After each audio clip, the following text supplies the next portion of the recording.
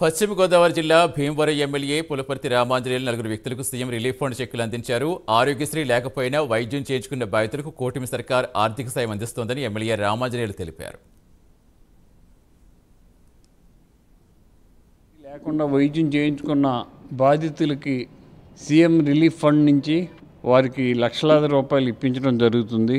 దీనివల్ల ఆ కుటుంబానికి కొంత మేలు జరిగి వారు ఈ అనారోగ్య బాధ నుంచి బయటపడే అవకాశం కలుగుతుంది. మన భీమవరం నుంచి నలుగురు బాధితులకి చెక్కులు ఈరోజు పంపిణీ చేయడం జరిగింది. మోకార్ రజనీశ్రీ 58,084 రూపాయలు ఇవ్వడం జరిగింది. పుప్పాల కృష్ణ 2,89,027 రూపాయలు ఇవ్వడం జరిగింది. కోళ్ల రత్నకుమారి 1,96,796 రూపాయలు ఇవ్వడం జరిగింది. మామిడి శ్రీరాములు 4,49,358 రూపాయలు ఇవ్వడం జరిగింది.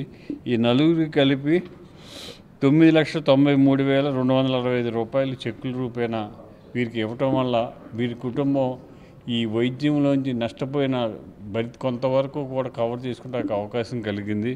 గతంలో కూడా 15 మందికి చెక్కులు ఇచ్చాం.